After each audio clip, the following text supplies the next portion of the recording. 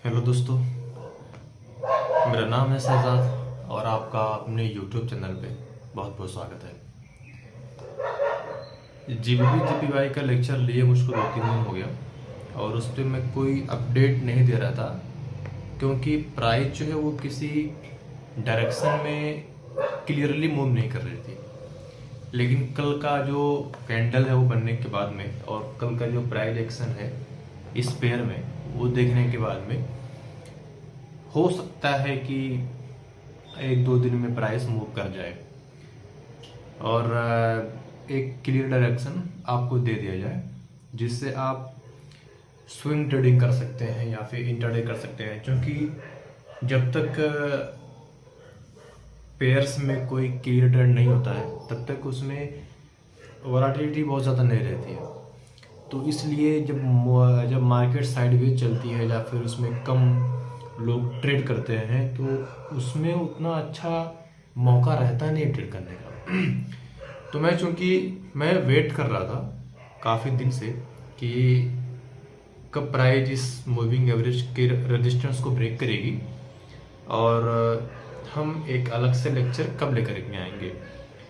तो मुझे में भी लगता है कि आज या कल में या फिर हो सकता है एक हफ्ता और जाए, ये पूरा बीत जाए।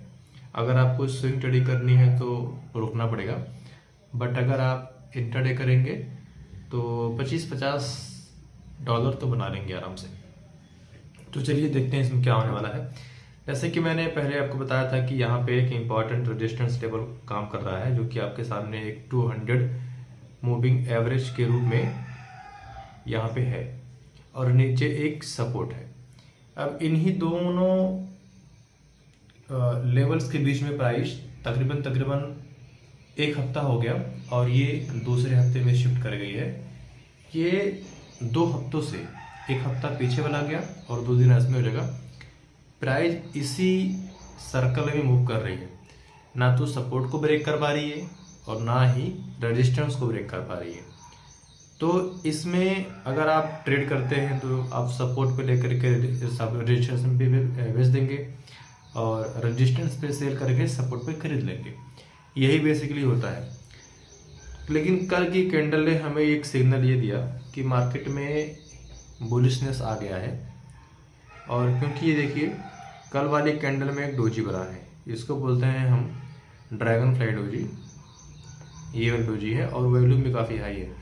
अब इसका मतलब ये हुआ कि प्राइस जब यहाँ पे ओपन हुई तो थोड़ा सा बायर्स ने ऊपर प्राइस को पुश किया कि प्राइस को थोड़ा सा ऊपर लेकर के जाए, लेकिन ऊपर वो ज़्यादा देर तक उसको सस्टेन नहीं कर पाई उस लेवल पे प्राइस, और सेलर एक्टिव हुए और जैसे ही सेलर एक्टिव हुए वो हैवी सेलिंग करके प्राइस को नीचे लेकर के आए, यानी कि यहाँ तक लेकर के आए।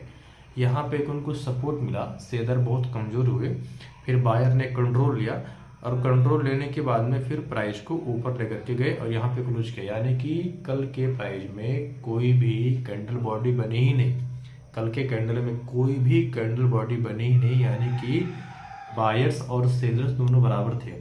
उनके बीच में जो फोर्स लग रहा था वो एंड ऑफ द सीजन बराबर हो गया। लेकिन लास्ट में हमें क्या साइन नहीं मिलता है कि जब सेशन हमारा क्लोज होने वाला था उसके टाइम पे बायर्स ने सेलर्स को डोमिनेट कर दिया। डोमिनेट करने के बाद में वो प्राइस की रिकवरी किए और फिर एक नीचे एक लंबी विक बनी।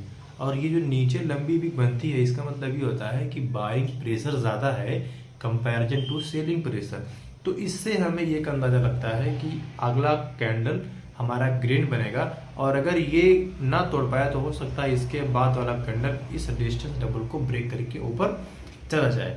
तो अगर आपको स्विंग ट्रेडिंग करनी है तो थोड़ा सा आप रुकेंगे, बट अगर आपको इंट्राडे करनी है तो इसमें आप 1 आवर और 4 आवर का चार्ट दे करके एक सपोर्ट और एक रेजिस्टेंस ड्रॉ लेवल डिफाइन करके आप इसमें एंट्री कर सकते हैं। लेकिन मैं आपसे रिक्वेस्ट करूंगा या फिर आपको सजेस्ट करूंगा कि इसमें होल्ड मत कीजिएगा ट्रेड को कि आज मैंने ट्रेड लिया तो कल तक मैं होल्ड, नहीं, ऐसा मत कीजिएगा। इसमें जैसे ही 2-3 कैंडल बने, अगर आप 1 आवर पे करते हैं तो कम से कम 3 से 4 कैंडल का वेट कीजिए और अपने ट्रेड से एग्जिट कर जाइए और अगर आप 4 आवर करते हैं तो वो भी 2 से 3 कैंडल में ही आपको एंट्री और एग्जिट करनी है, या फिर जैसे ही आपका एक रिस्क रिवार्ड रेशियो पूरा होता है आप ट्रेड से बाहर निकल जाइए, क्योंकि ये अभी मार्केट ट्रेंडिंग में नहीं है। ये रेजिस्टेंस और सपोर्ट के बीच में साइडवेज चल रही है मार्केट, और ये भी कंफ्यूज है कि हमें सपोर्ट को ब्रेक करना है कि हमें रेजिस्टेंस को ब्रेक करना है। और मजे की बात क्या है, अभी कोई न्यूज भी नहीं है, तो इसलिए इसमें ज़्यादा कुछ होने के चांसेस है नहीं इस हफ्ते पूरे। गोल्ड का क्या है, गोल्ड का आप थोड़ा देख लीजिए। गोल्ड पे आज मैं लेक्चर नहीं लूँगा क्योंकि वीडियो बहुत लंबी हो जा रही है, ठीक है। तो ये चीज़ें हैं, इसको आप ध्यान दीजिएगा। अगर आपको सेल करना है स्विंग में तो इस रेजिस्टेंस लेवल पे जब एक हाई वैल्यू पे टच करके उसको रिस्पेक्ट करके नीचे आए तो आप सेल कीजिएगा, और जब इस सपोर्ट लेवल पे प्राइस आकर के इसको रिस्पेक्ट करे और फिर बाउंस बैक करे हाई वैल्यू के साथ तो आप बाई कीजिएगा। फिलहाल अभी सपोर्ट के आसपास नहीं आने वाली है, आज के दिन तो कम से कम नहीं आने वाली। आज के दिन रेजिस्टेंस लेवल को टच करेगी, अगर उसको ब्रेक ना करेगी तो उसको टच जरूर करेगी। तो आप 1 आवर और 4 आवर पे एक सपोर्ट और रेजिस्टेंस लेवल ड्रॉ करके आप इस पे ट्रेड ले सकते हैं। बने रहिए, देखते रहिए। चैनल को लाइक और शेयर और सब्सक्राइब ज़रूर कीजिए, और अगर कोई क्वेश्चन है माइंड में तो उसको ज़रूर पूछिए। थैंक यू, मिलते हैं नेक्स्ट सेशन में।